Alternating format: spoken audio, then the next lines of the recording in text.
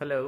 UK की not straight forward वाली email जो आपकी बायोमेट्रिक सबमिशन के बाद जिसको भी आती है, तो रूटीन में उसके जो एक्सप्रेशंस होते हैं या उसकी थॉट्स होती हैं वो यही होती हैं कि लो जी अब मारे गए।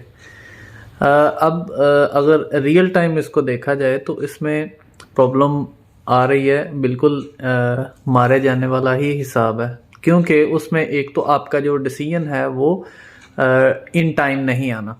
अब ऑलमोस्ट 99% जो लोग इस टाइम पे अप्लाई कर रहे हैं वो प्रायोरिटी सर्विस ले रहे हैं। अब प्रायोरिटी सर्विस में आपको 5 डेज़ वर्किंग डेज में डिसीजन आता है।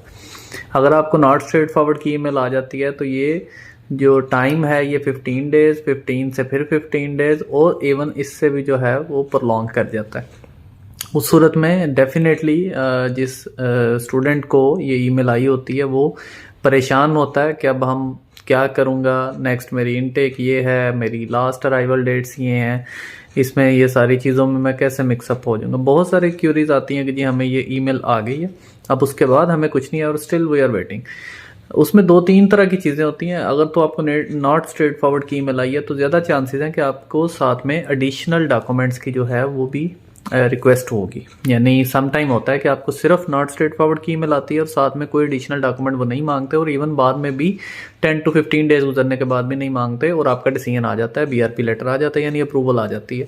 सम टाइम ये होता है कि आपको पहले नॉट स्ट्रेट फॉरवर्ड की ईमेल आती है और फिर विद इन वीक नॉर्मली आपको जो डॉक्यूमेंट्स उनको चाहिए होता है, बैंक स्टेटमेंट या वो अदर रिलेटिव डॉक्यूमेंट्स जो आपका होता है, वो आपसे वो सी मेल में डिमांड करते हैं। अब उस सूरत में भी अगर आप जब उनको बेचते हैं तो वो नॉर्मली 10 to 15 डेज उसके बाद फिर ले लेते हैं।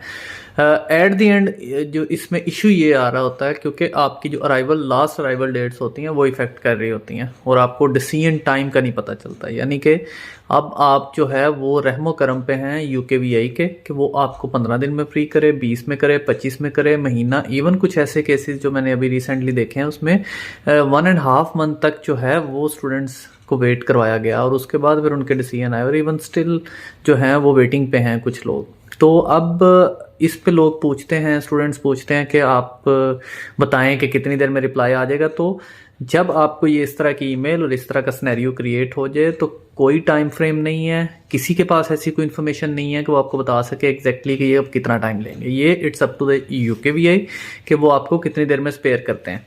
तो आप अपनी जो रिक्वायर्ड चीज़ें हैं, डॉक्यूमेंट्स हैं, इवन आपको इंटरव्यू की भी कॉल आएगी, वो आपने इंटरव्यू अटेंड करना है, एडिशनल डॉक्यूमेंट्स देने हैं, वो अपनी सारी चीज़ें उनको कंप्लायंस करते रहें और आपको ईमेल पे ही वो रिस्पॉन्स करेंगे और आपका लेटर भी बीआरपी उसी पे आएगा। तो कोई सेट टाइम फ्रेम नहीं है। तो इस जो हवाले से कुछ क्यूरीज थी वो ये नोट कर लें। थैंक